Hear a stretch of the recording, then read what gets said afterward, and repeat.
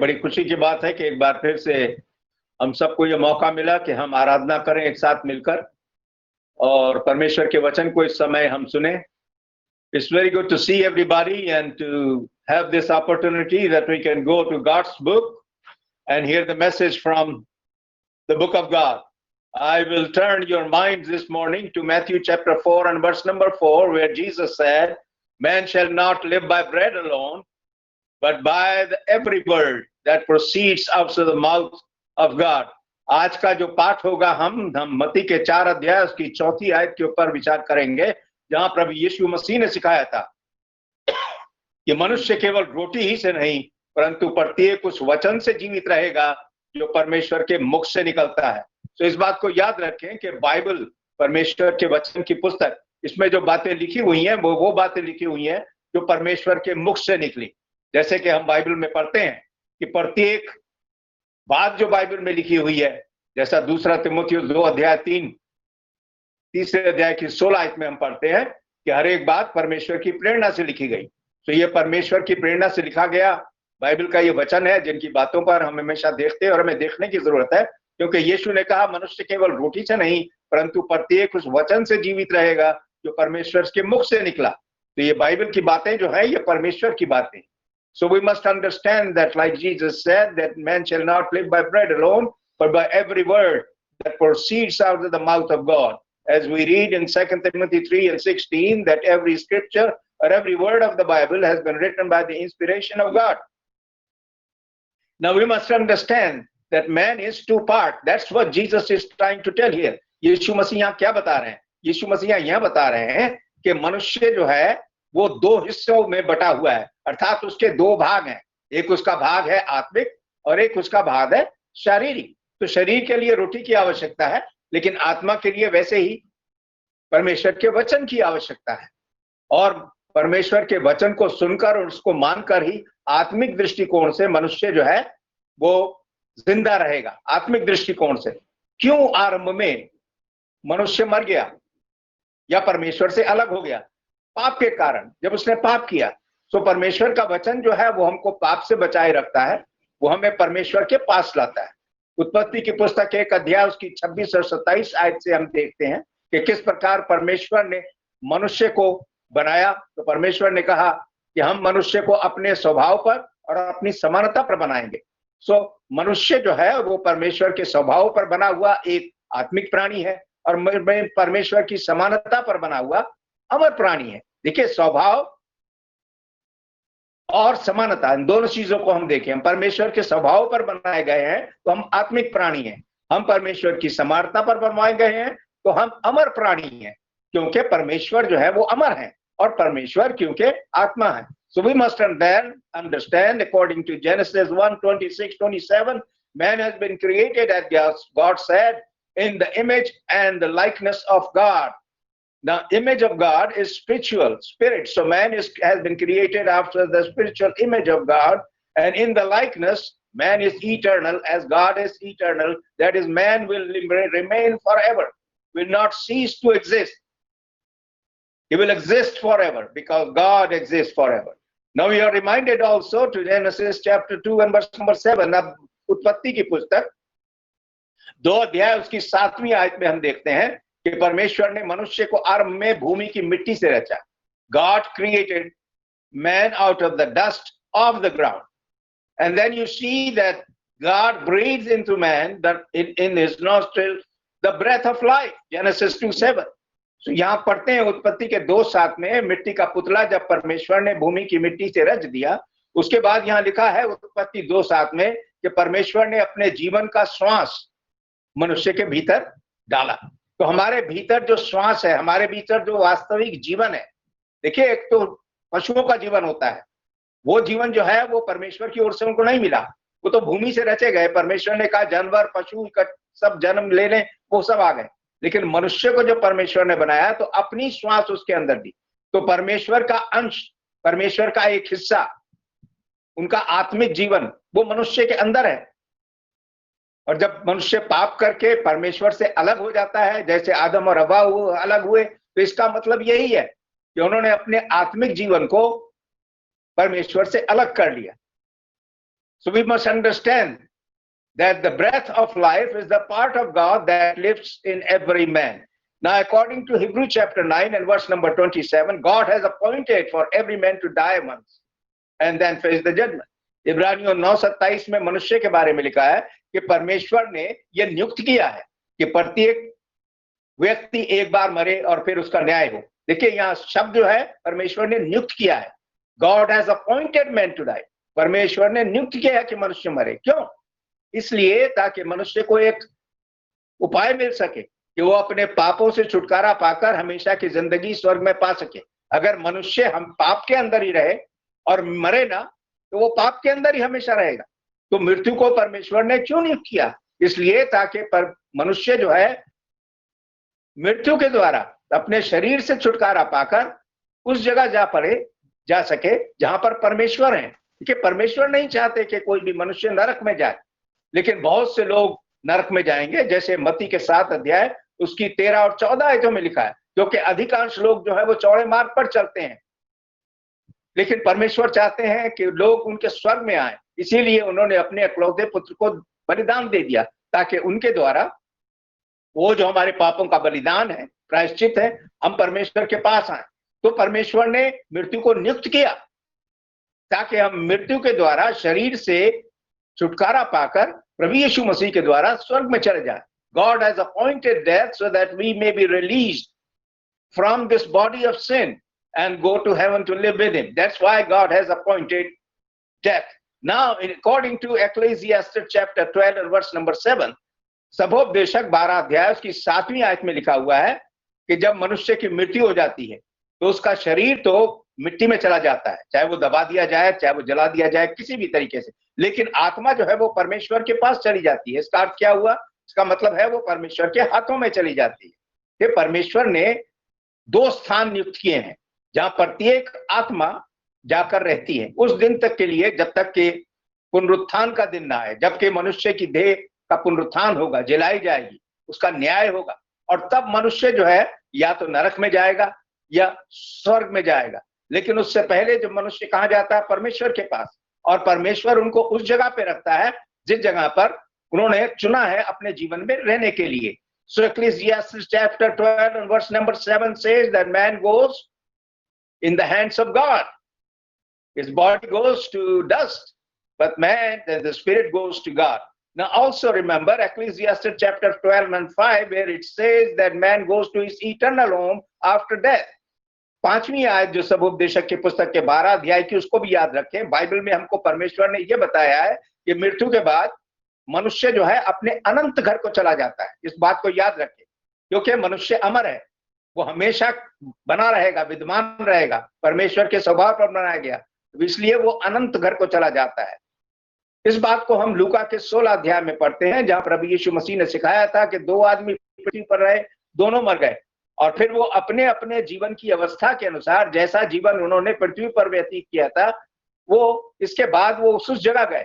सो हम देखते हैं वहां 2 आदमी, एक धनवान था, वो धनवान जो है वो ज्वाला में तड़प रहा था, और जो लाजर था वो जो था वो गया परमेश्वर के पास जहां वो शांति पा रहा था। सो हम देखते हैं इस कहानी से, इस बात से, इस वृत्तांत से यीशु ने ये सिखाया कि पृथ्वी पर रहते हुए मनुष्य चाहे कैसे भी हो, लेकिन जिस सेकंड, जिस क्षण या पल वो इस पृथ्वी से मृत्यु के द्वारा जाता है, उसकी परिस्थिति एकदम बदल जाती है।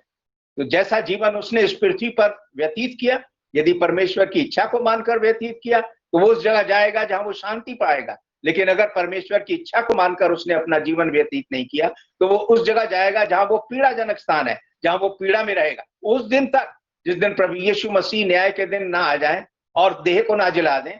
तब उस वक्त के बारे में लिखा है कि देह और आत्मा दोनों या तो स्वर्ग में जाएंगे या नरक में जाएंगे, जैसे हम मत्ती 10 अध्याय उसकी 28 आयत में पढ़ते हैं। Matthew chapter 10 and verse 28 teaches us that Jesus said that people would either go to hell or to heaven with body and soul both, because when Jesus comes, he would resurrect the body and change them into eternal.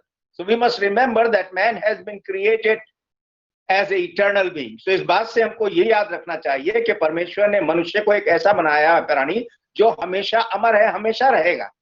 इसलिए परमेश्वर की सूरत में बनाया हुआ इंसान जो है, इस बात को हमें याद रखना चाहिए कि हमारा अंत कभी नहीं होगा। We will never end to live और सीज टू लिव।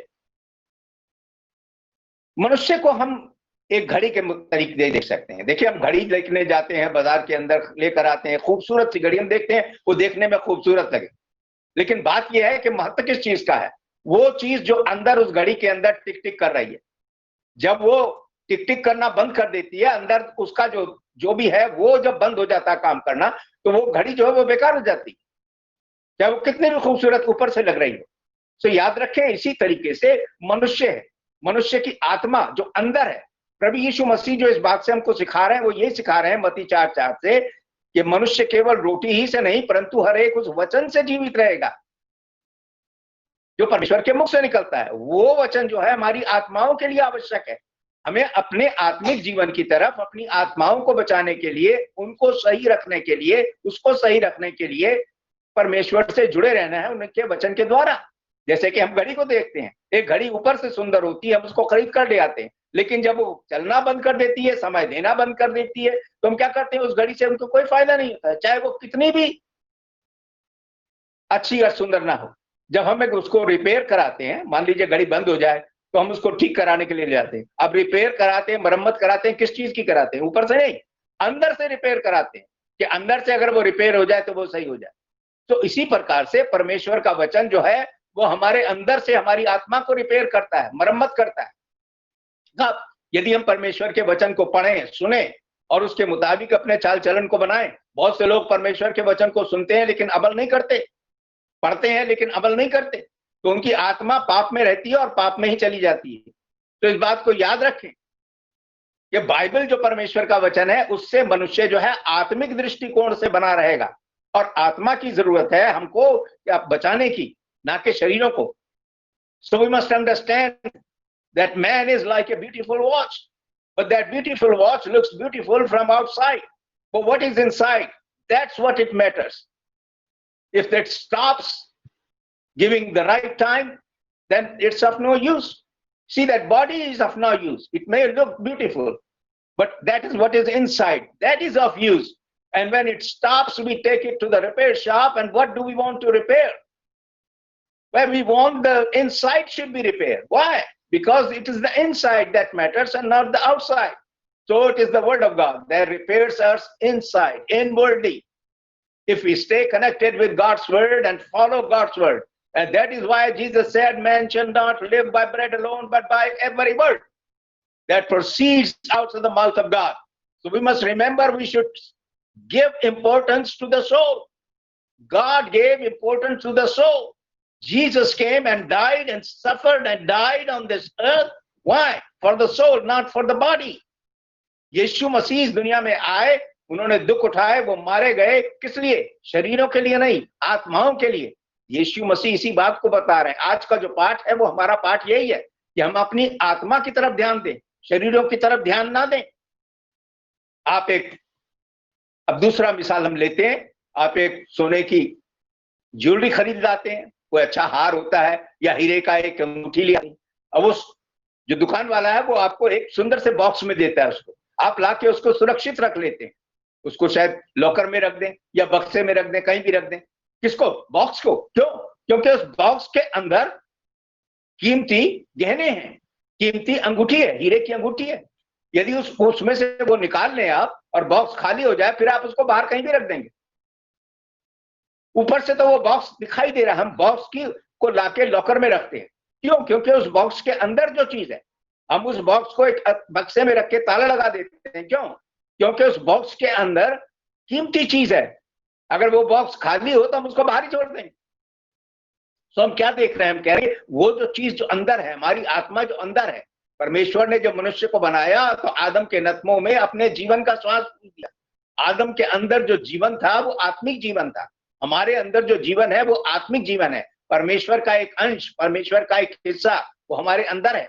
लेकिन पाप के कारण मनुष्य उसको खो देता है, मनुष्य उसको परमेश्वर से अलग कर देता है। तो याद रखें, वो जो गहनों का बॉक्स है वो इसलिए जरूर महत्वपूर्ण नहीं है कि उसमें कि वो खाली बॉक्स है, इसलिए क्योंकि उसके अंदर गहने हैं। तो वो गहने जो है वो जरूरी है। अंदर क्या है?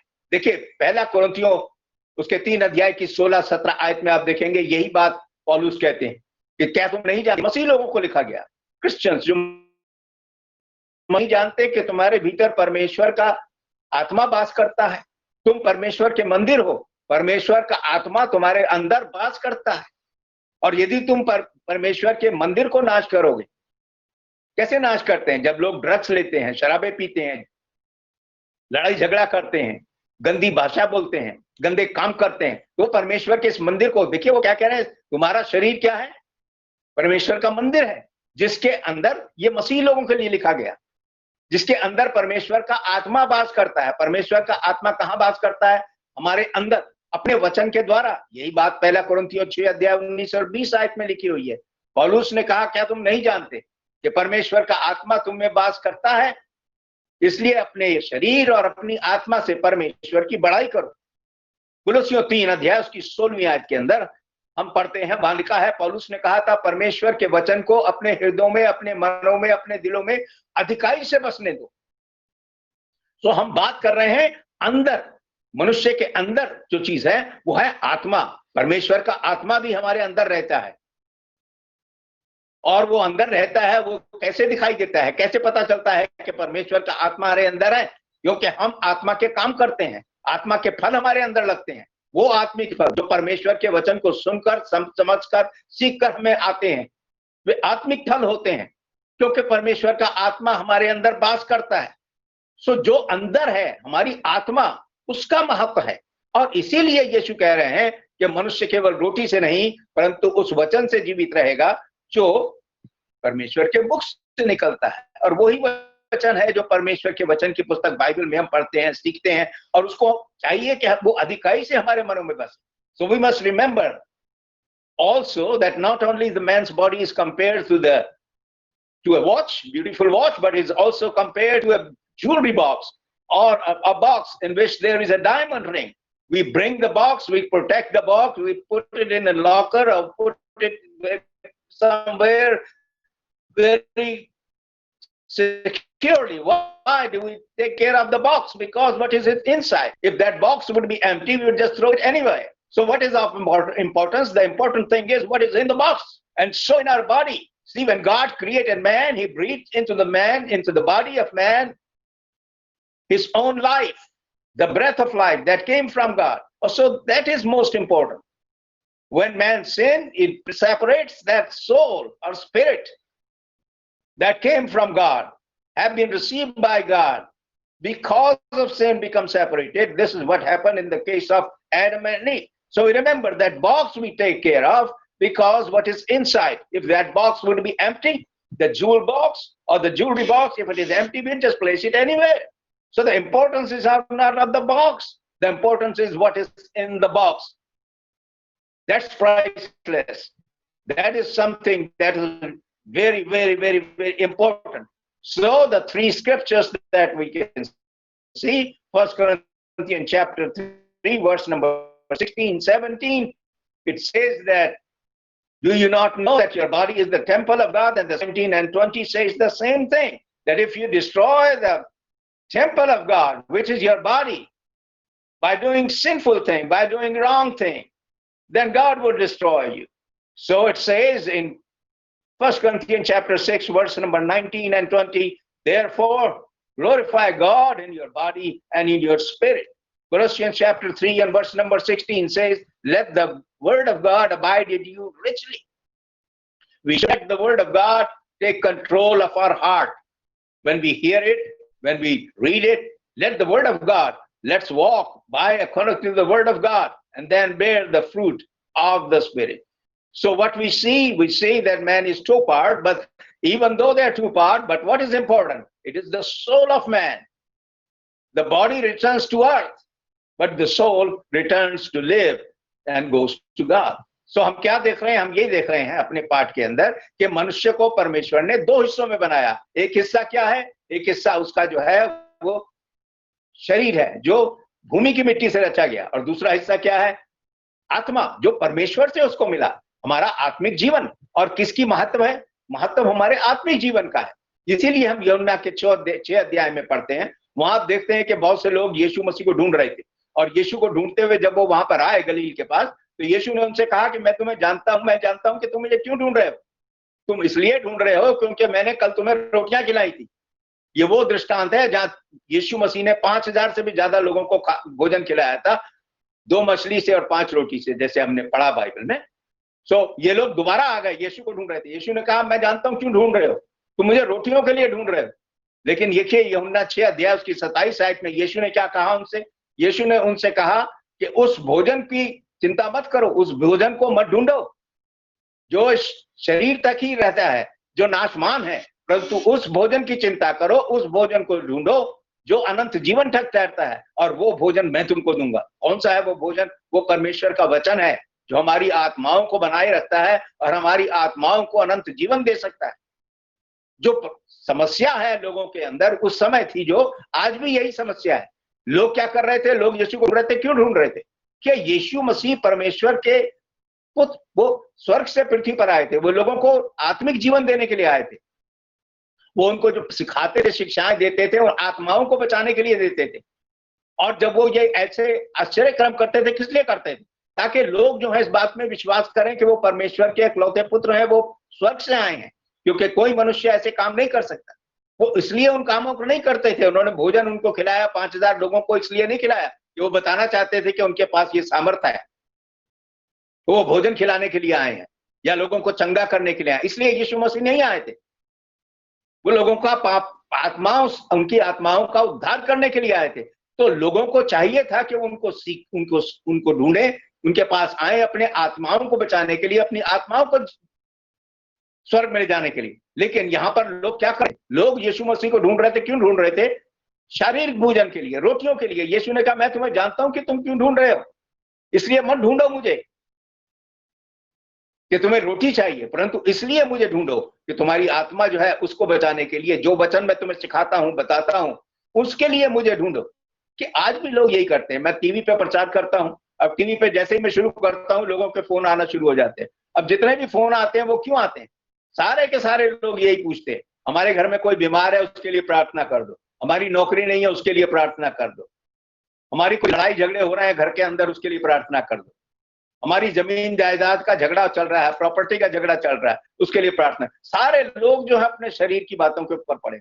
आज भी मनुष्य यही करते हैं। यीशु मसीह के पास आना चाहते हैं, वो शारीरिक बातों के लिए आना चाहते हैं। लेकिन प्रभु यीशु मसीह लोगों के पास किस लिए आए थे? वो इसलिए आए थे संसार में ताकि लोगों को आत्मिक जीवन दे सके। So we must understand that when people came to Jesus in John chapter 6, they came to him looking for the bread because he had given them, provided them food in the previous day with 5 loaves and 2 fish. And there was a huge crowd that was looking for Jesus. And Jesus said, I know why you're looking me. You are seeking me because I fed you the food. But don't come to me, or don't seek me for the food, don't labor for the food which perishes, but labor or seek me for the food which endures for eternal life, and that food I would give you. And today is the same thing. Many people are there, those who are seeking Jesus just for the physical reasons. But God wants us to come to Jesus so that we could save our souls, because Jesus came on this earth to save the souls. He gave himself, he died for us. Why? To save the souls, not the physical body. And this is what we read in Luke chapter 12.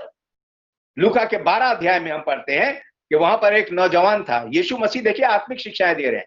Jesus Christ was teaching here in Luke chapter 12. He was teaching people spiritual things, spiritual lessons. But here comes a man. And what question he had? He said, my brother is there and he's not giving me all my part in the property. So please help me. Tell my brother that he should give me my due. And this is what the question.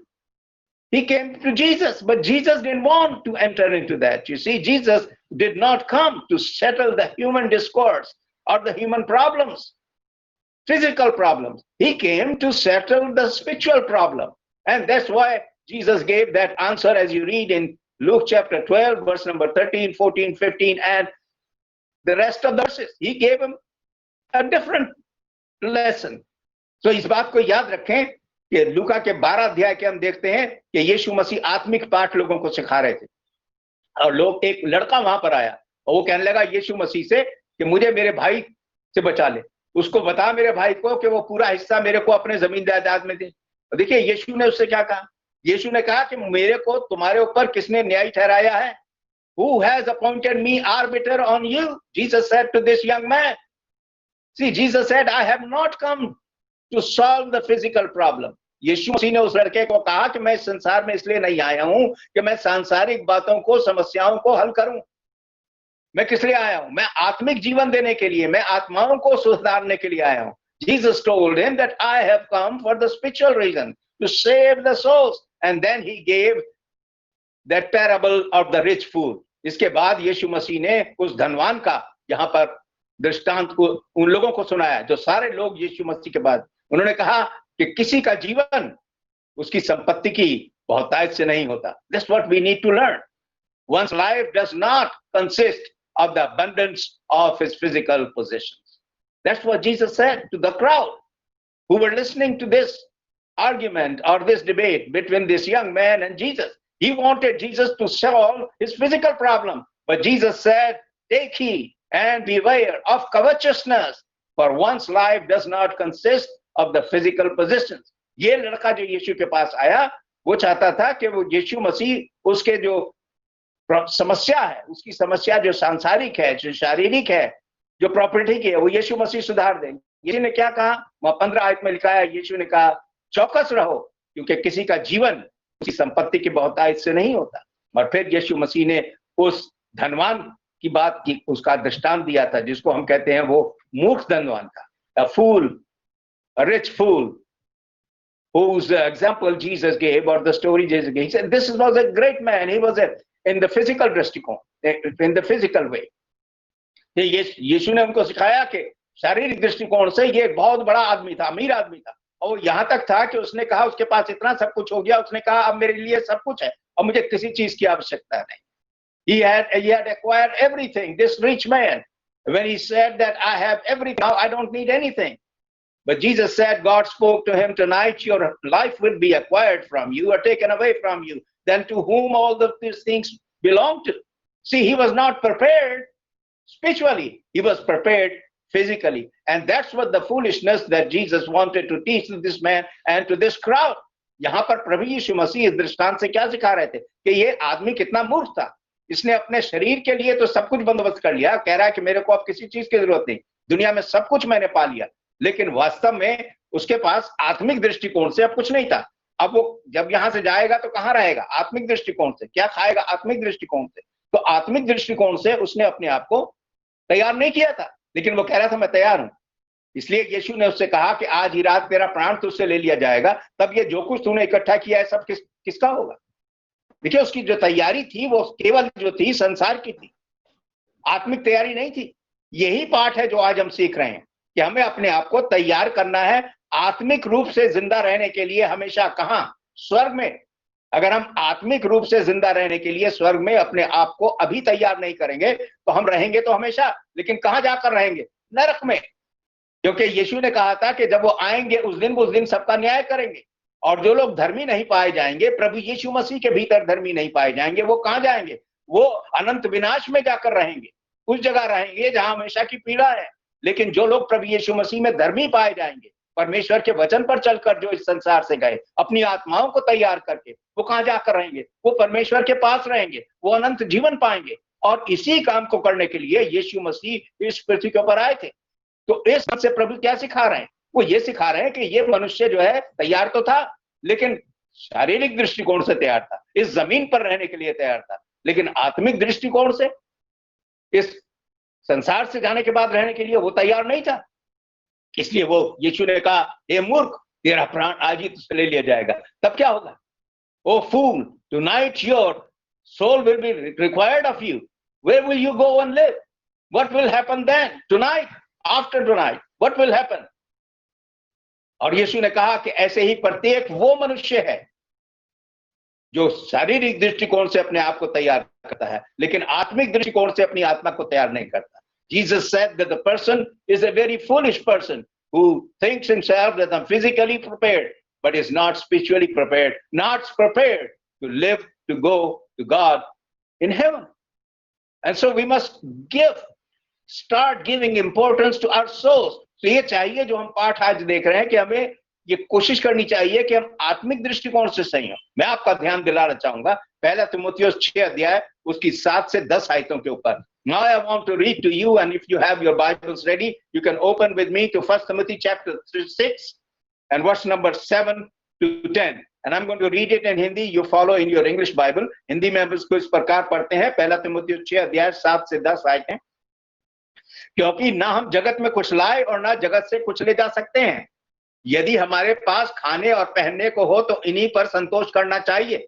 पर जो धनी होना चाहते हैं वे ऐसी परीक्षा और फंदे में पड़ते हैं जो हानिकारक लालसाओं में उनको फंसाते हैं, जो मनुष्य को बिगाड़ देते हैं और विनाश के समुद्र में डुबो देते हैं।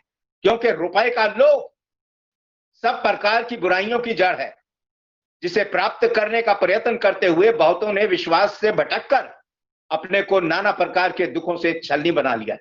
तो याद रखें, यहां पर जो बताया जा रहा है वो ये कि रुपए का लोभ, सांसारिक वस्तुओं का लोभ, ये जो मनुष्य जिसके बारे में लूका 12 में हमने पढ़ा, इसके अंदर लोभ था। वो इतना लोभी था कि वो सब कुछ प्राप्त करना चाहता था और उसने दुनिया की सारी चीजें जो प्राप्त कर सकता था उसने कर ली और उसने कहा मेरे पास सब कुछ है। उसने लोभ ने उसको यहां तक डुबो दिया कि उसको अपनी आत्मा की कभी चिंता ही नहीं, कभी सोचा ही नहीं कि मेरी आत्मा का क्या होगा, इस संसार से जब जाके मैं कहां जाकर रहूंगा, इस बात की उसको चिंता ही नहीं थी, क्योंकि लोग के जाल में फंसा हुआ था। तो इसलिए लिखा है रुपए का लोभ जो है वो लोगों को ऐसे फंसा देता है कि लोग कुछ सोच ही नहीं सकते। तो what we see over here is this is the covetousness that Paul is mentioning here. We have not brought anything from when we were born. When we go from here, we won't take anything with us. So whatever we have, we should be satisfied. If we have clothing, if we have food, we have a shelter, we should be satisfied with that. But Jesus is talking that this man was covetous. And so that's what we have to be aware of. You must remember that we cannot be covetous on this earth and think of this earth acquiring and preserving all those things and think that we will go and live in heaven. इस बात को याद रखें कि हम रुपए का लोभ जो है ये एक ऐसी चीज है जो मनुष्य को हमेशा के लिए डुबो देती है। ये एक ऐसी चीज है जो मनुष्य को परमेश्वर से अलग कर देती है। देखिए, हमने कुछ इस बारे में हमने कुछ देखा था, आपको याद होगा बिलाम के बारे में पिछली बार हमने देखा था। We read the story of Balaam last Sunday. You remember why was Balaam destroyed? Why God rebuked him? He was even killed later on. Why was he rebuked? Because he was covetous. हमने बिलाम के बारे में देखा था कि बिलाम जो था उसको परमेश्वर ने दंड दिया। क्यों? क्योंकि उसके मन में लोभ था। ऐसे ही हम बाइबल में पढ़ते हैं गेहजी के बारे में, दूसरे राजा की पुस्तक उसके 5वें अध्याय में। We also read about Gehazi, a servant or colleague of Prophet Elijah in 2 Kings chapter 5. You remember the story how he coveted some things and he became a leper. वहां पर आप इस कहानी में पढ़ेंगे कि कैसे उसने लालच किया और लालच करने के कारण वो एक कोढ़ी बन गया। अलीशा ने उसको, तू अब कोढ़ी बन जाएगा, कोढ़ी रहेगा और तेरे जितने भी घर वाले होंगे वो भी हो जाएंगे। So you see, he became a leper. Why? Because of covetousness. लोभ के कारण वो कोढ़ी बन गया। अन्ना और सपीरा के बारे में देखते हैं, वो दोनों के दोनों उसी वक्त गए। क्यों? प्रेरितों के काम 5 अध्याय, क्योंकि उन्होंने लोभ किया, उन्होंने झूठ बोला लोभ के कारण, और वो उसी वक्त उनको दंड दिया गया। Anna and Sapphira, we read in Acts chapter 5, they were punished with death at that very moment. Why? Because they had coveted. And also we read about Judas Iscariot. Why did he sell Jesus for 30 pieces of silver? Why? Because of covetousness. यहूदा इस्करियोती ने प्रभु यीशु मसीह को पकड़ा दिया। क्यों? लोभ के कारण। तो इसीलिए देखिए, प्रभु यीशु मसीह ने कहा था लूका 12:15 आयत के अंदर कि चौकस रहो और प्रत्येक प्रकार के लोभ से अपने आप को बचाए रखो। That's why Jesus said, beware and keep yourselves from all kinds of covetousness, because one's life does not consist in the abundance of his possessions. क्योंकि किसी का जीवन उसकी दुनिया की चीजों की बहुतायत से नहीं होता।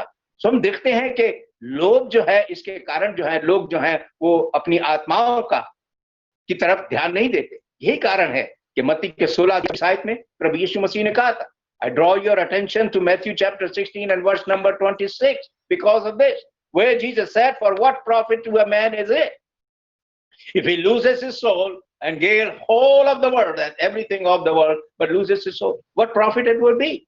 Just like in the case of the rich man or the rich fool in Luke 6:12.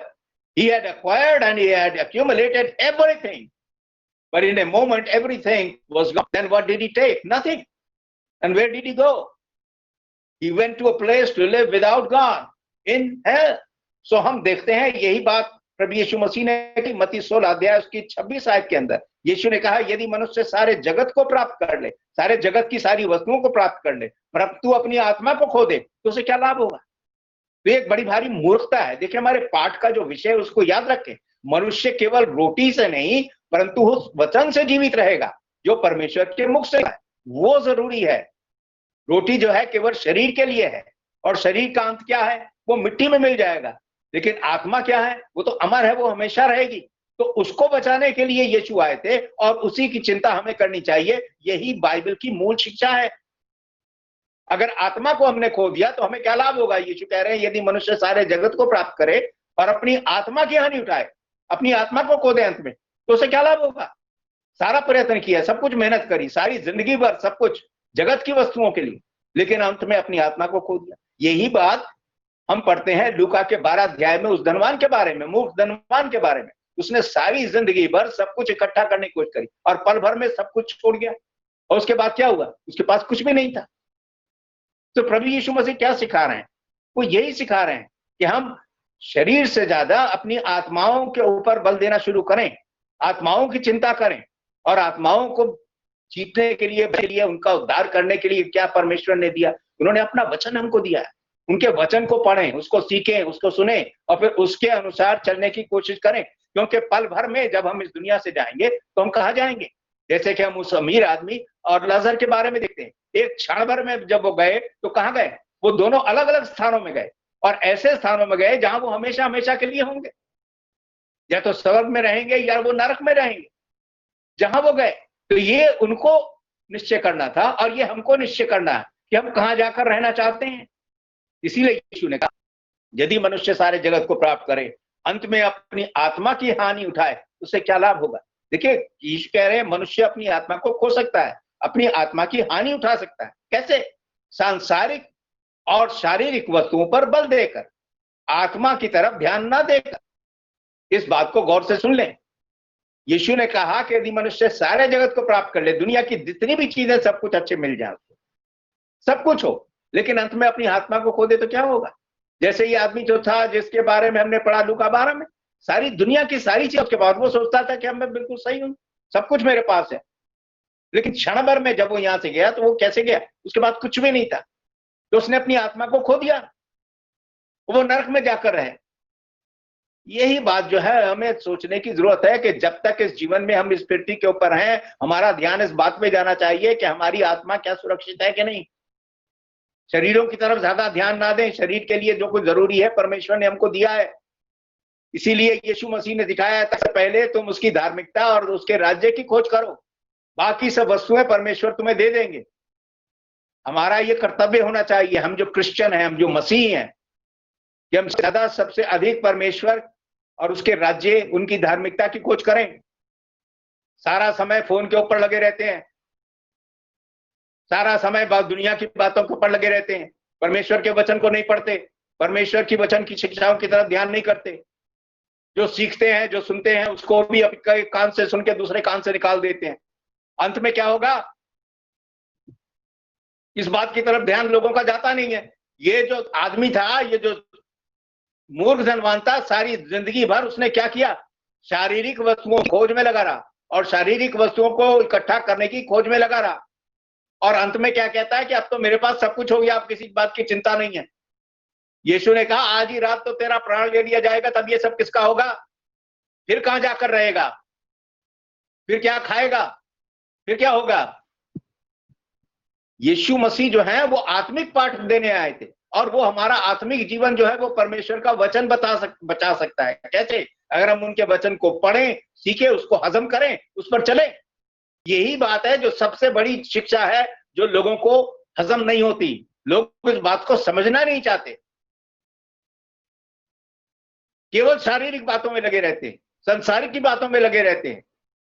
ये इस बात को ध्यान नहीं करते कि परमेश्वर का वचन जो उन्होंने हमको दिया है उससे मनुष्य बना रहेगा, उसके द्वारा हम जिंदा रहेंगे, हमेशा जिंदा, हमेशा की जिंदगी मिलेगी। कैसे?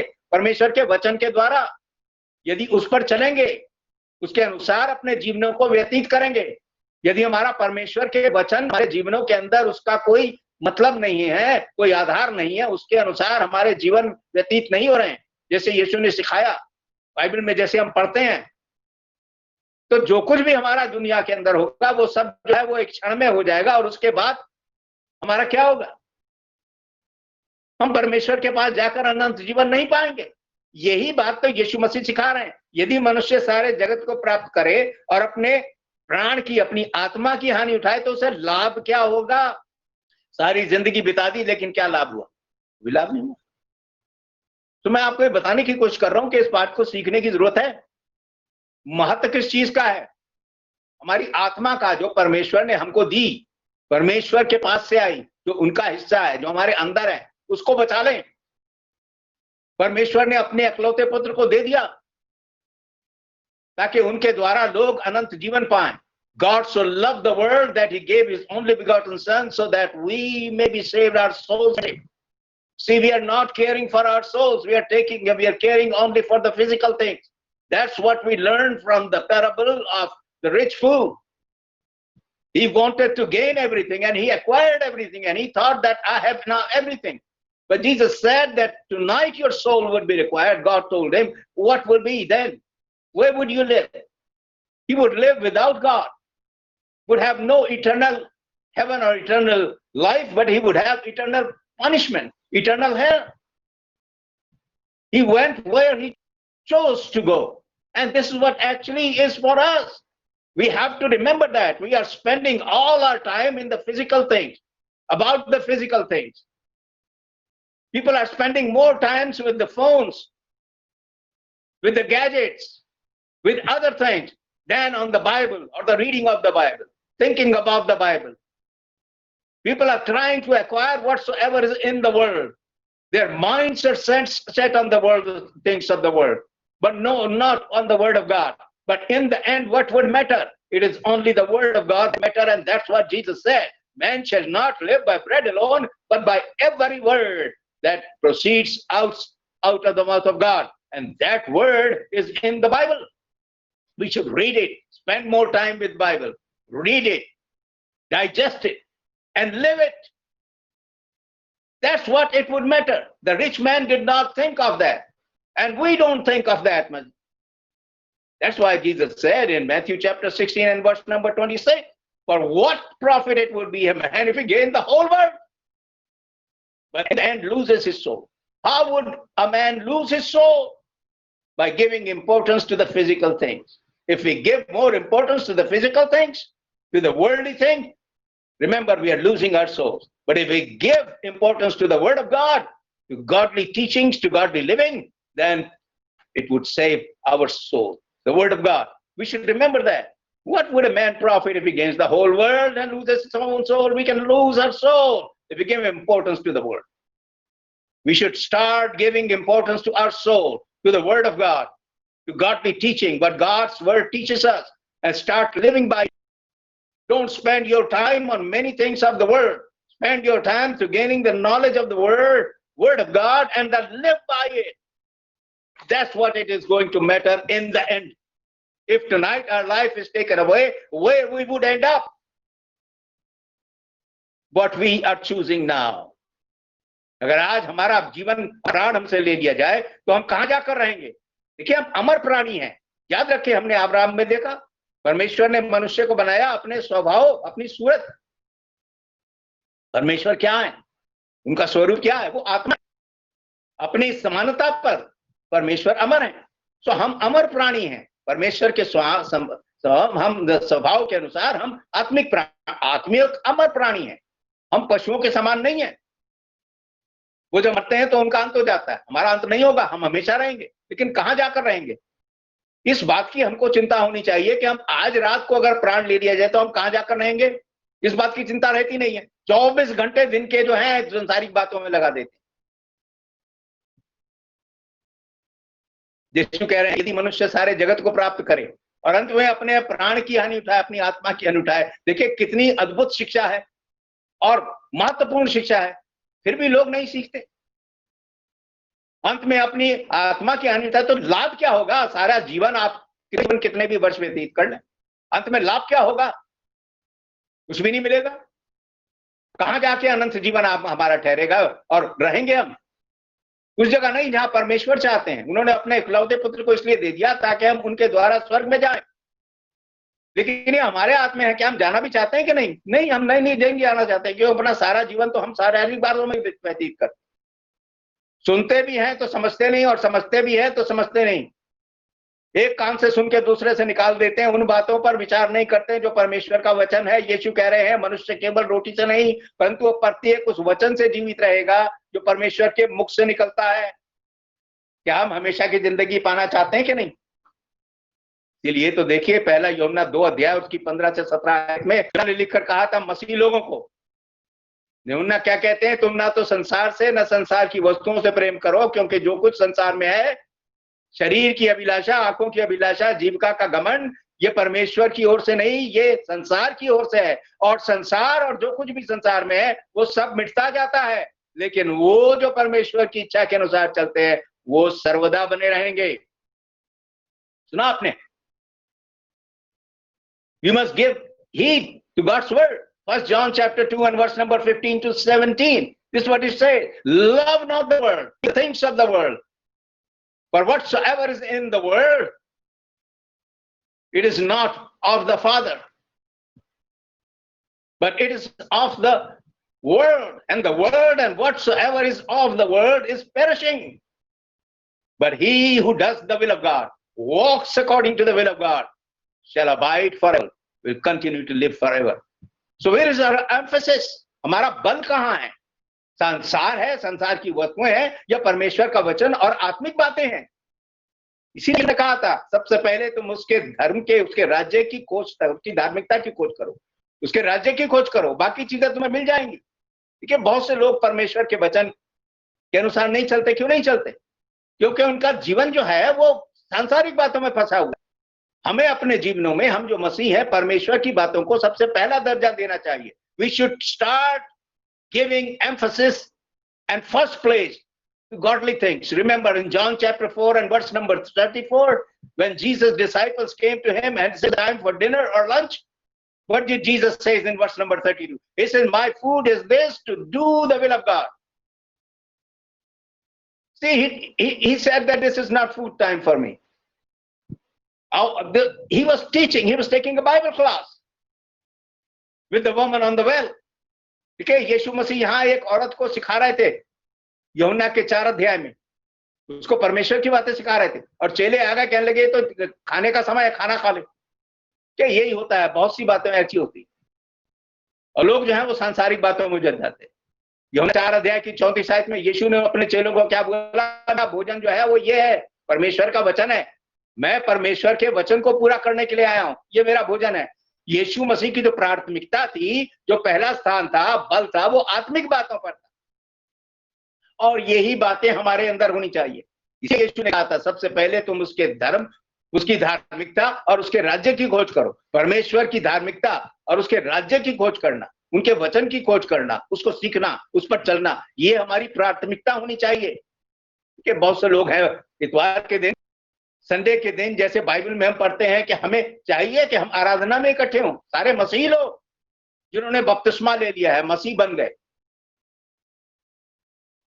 मसीही हैं, वो कहते हैं हम क्रिश्चियन हैं, मसीह हैं।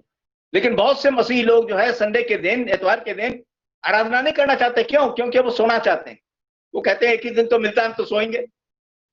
या कोई काम उनको करना है कि काम करने का मौका नहीं मिलता, हम तो काम करेंगे। या हम कोई, हमारे एंटरटेनमेंट है, कोई म्यूजिक है या कोई और काम है, उसको करेंगे।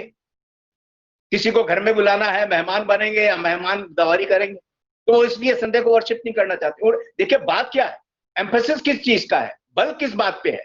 हमारे जीवन में हमको ये सीखने की जरूरत है कि हमारे जीवन में प्रत्येक परिस्थिति पे, प्रत्येक दिन हम बल किस बात पे दे रहे हैं। हर एक क्षण क्या चीज हमारे जीवन में सबसे पहली है? हमें याद रखना चाहिए कि प्रत्येक मनुष्य शरीर भी है और आत्मा भी है। किस चीज को हम महत्व दे रहे हैं, शरीर को या आत्मा को, संसार को या आत्मिक बातों को? यही तो बात यीशु मसीह बता रहे हैं। यदि हम सारे संसार की सब कुछ इकट्ठा कर लें और अंत में अपनी आत्मा की हानि उठाएं तो हमें क्या लाभ होगा? आत्मा की हानि मनुष्य कब उठाता है? इसलिए क्योंकि वो बल देता है सांसारिक वस्तुओं का। So remember, this is the lesson that we are learning. Like Jesus, we need to give, start giving, learn to give. An emphasis on the spiritual things. When the disciples came in John chapter 4, where he was teaching a woman on the well, the spiritual lessons. Disciple says that this is the lunchtime. Let's eat. He said, this is my food. My food is to do God's will. We should learn from Jesus. The spiritual things should be first in our life. That's what Jesus is teaching in Matthew 4:4. Man shall not live by bread alone, but by every word that proceeds out of the mouth of God. We are trying to save that we cannot save. That is the physical body. But we are losing, on the other hand, what we need to save and can save. It is our spiritual, our spirit, spiritual life. That we can save by walking on the will of God. That we can save because the word of God would save it. We are trying to save that we cannot save. That's the physical body, because that's destined to go to the earth. हम उसको बचाने की कोशिश कर रहे हैं जो चीज हम बचा नहीं सकते। शरीर जो मिट्टी में मिल जाएगा, उसको बचाने की कोशिश कर रहे हैं, उसको अच्छा करना चाहते हैं, उसके लिए सारा जीवन व्यतीत कर रहे हैं। लेकिन हमारी आत्मा जो अमर है, जो हमेशा रहेगी, उसको हम खो रहे हैं। ये तो यीशु बता रहे हैं, यदि मनुष्य सारे जगत को प्राप्त करे, अंत में अपनी आत्मा की हानि उठाए, तो इससे क्या लाभ होगा? हमें इस बात को देखने की जरूरत है, सीखने की जरूरत है। प्रभु यीशु मसीह क्यों इस दुनिया में आए थे? आत्माओं को बचाने के लिए। क्यों उन्होंने इतने दुख सहे? आत्माओं को बचाने के लिए। क्योंकि हमारी आत्मा, परमेश्वर जानते हैं कि वो महत्वपूर्ण है, वो हमें परमेश्वर की ओर से मिली है, वो हमेशा रहेगी। लेकिन शरीर जो है वो नाशमान है। Why did Jesus come on earth? He came to save our souls, not the body. We should remember that. We are trying to give our emphasis every day and all the time, 24 hours a day and all the minutes and hours, to the body, which is perishing, which is destined to go to earth. We were losing our soul, for which Jesus gave his life to save. We should start giving the importance to the spiritual. But this is what we are not learning.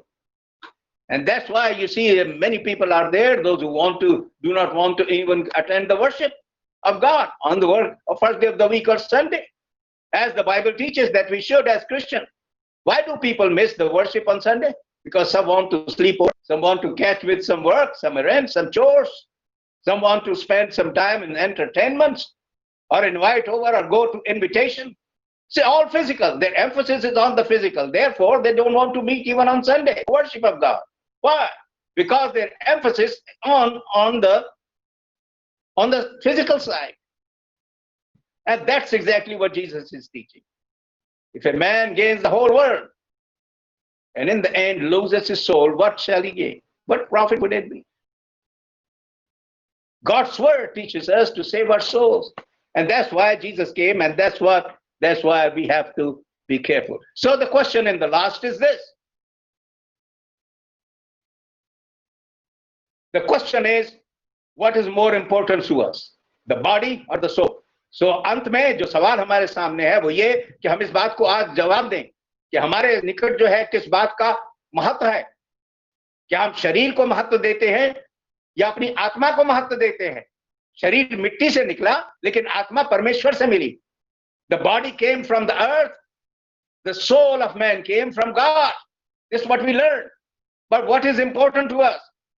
And to answer to this question, we decide where we want to go and live in eternity. इसी बात का सही जवाब जो है वो इस बात का निर्णय आज करेगा कि हम कहां जाकर हमेशा की जिंदगी पाना चाहते हैं। क्या हम शारीरिक वस्तुओं को महत्व देकर, शारीरिक वस्तुओं को सबसे ज्यादा अपने जीवनों में महत्व देकर हम अपने जीवन को खोना चाहते हैं, या हम आत्मिक बातों पर महत्व देकर परमेश्वर के वचन के अनुसार चलकर अपनी आत्माओं को बचाना चाहते हैं? Do we want to lose our soul by giving emphasis to the physical, or do we want to save our souls by laying importance to the spiritual things, the word of God that can save our souls? You remember 1 Corinthians chapter 1 verse number 18, पहला कुरिन्थियों पहला अध्याय उसकी 18वीं आयत में पौलुस ने एक बहुत अच्छा सवाल वहां किया था। उसने कहा था कि क्रूस की कथा नाश होने वालों के निकट तो मूर्खता है। क्रूस की कथा जिसपे यीशु मसीह चढ़ाए गए, नाश होने वालों के निकट तो मूर्खता है, पर हम उद्धार पाने वालों के निकट ये परमेश्वर का वरदान है। ये देखिए, ये एक दृष्टिकोण की बात है। दुनिया के जितने भी लोग हैं, ज्यादातर लोग क्रूस की कथा, प्रभु यीशु मसीह क्रूस पर चढ़ाए गए, ये उनके लिए मूर्खता की बात है। परंतु हम जो उद्धार पाना चाहते हैं, हमारे लिए वो बात क्या है? वो एक सर्वप्रथम बात है। वो परमेश्वर की सामर्थ्य हम उसके अंदर देखते हैं। तो एक और तो संसार उसी चीज को कहता है ये मूर्खता है, लेकिन हमको कहते हैं कि इसमें परमेश्वर की सामर्थ्य है। तो क्या देख रहे हैं हम? देखिए, संसार के लोग जो है वो शारीरिक वस्तुओं को महत्व देते हैं। हम जो है आत्मिक वस्तुओं पर अपना बल देंगे, महत्व देंगे। क्यों? क्योंकि हम जानते हैं कि परमेश्वर का वचन हम क्या सिखाते हैं। And that's what we need to learn. 1 Corinthians chapter 1 verse number 18, Paul said, for the message of the cross is foolishness to the world, but to us it is the power of God. This is a matter of perception. How do we perceive? The world perceives, the world perception of the cross of Christ, the story of the cross is foolishness. But to us who are being saved, Christians, for us it is the power of God. It's a matter of perception. The people of the world perceive that everything is in the world. Eat, drink, and be merry, because this is life. But for us Christians, we know that this is not the life. We are looking for the eternal life, and that life comes by following the word of God. ये बात हमें याद रखनी चाहिए कि ये एक चुनाव की बात है। क्या चीज आज हम चुनना चाहते हैं? लोग जो हैं क्रूस की कथा को, उनके लिए, हमारे लिए वो परमेश्वर की सामर्थ है। क्योंकि हम जो हैं, हम सांसारिक बातों की तरफ ध्यान नहीं देते। संसार के लोग जो हैं, मनुष्य जो है, वो सांसारिक बातों पर बल देते हैं। उनके लिए यह है कि खाओ पियो और मर जाओ, यही सारा जीवन है। लेकिन हम जानते हैं यही सारा जीवन नहीं है। बाइबल, परमेश्वर का वचन हमको सिखाता है कि जीवन के बाद भी जीवन है। जो है, हम जहां जाना चाहते हैं उसका निश्चय हमें करना है। We have to decide where we want to go and live in eternity. हमें इस बात का जवाब देना है कि हम अनंत काल में जाकर कहां रहना चाहते हैं। Do we want to live with God forever or we want to live in hell? क्या हम नरक में जाकर रहना चाहते हैं या हम स्वर्ग में रहना चाहते हैं? देखिए, मैं हमेशा कहता हूं, परमेश्वर किसी को नरक में नहीं भेजते। जो लोग नरक में जाएंगे वो इसलिए जाएंगे क्योंकि उन्होंने इस बात को चुना है, परमेश्वर के वचन की तरफ ध्यान ना देकर। Those who would go end up in hell, they would go because they neglected the word of God. They chose to go over there. God is not sending anybody to hell. Men want to go to hell. He chooses to live by the standard of the world. So we have two choices here to make. One is the physical, another is spiritual. And that's what you see we need to decide. What we want to give emphasis to the physical or to spiritual. क्या हमारा बल जो है इस जीवन के अंदर सांसारिक बातों के ऊपर होगा या आत्मिक बातों के ऊपर? प्रभु यीशु मसीह की इस बात को याद रखें, जैसे हमने आरंभ में देखा था, मनुष्य केवल रोटी ही से नहीं परंतु प्रत्येक उस वचन से जीवित रहेगा जो परमेश्वर के मुख से निकलता है। Remember the word or saying of Jesus, or teaching of Jesus in Matthew 4:4. He said, "Man shall not live by bread alone, but by every word that proceeds out of the mouth of God." That life, the eternal life, come only by following God's word. वो जीवन, अनंत जीवन जो परमेश्वर हमको देना चाहते हैं, वो केवल परमेश्वर के वचन पर चलकर ही हमको मिल सकता है। और मेरी आशा है कि हम उसी जीवन का चुनाव करेंगे जो परमेश्वर हमको देना चाहते हैं, जिसके लिए यीशु मसीह ने अपने प्राण। I hope that we want to choose eternal life in heaven, for which Jesus came and died for us to save our souls.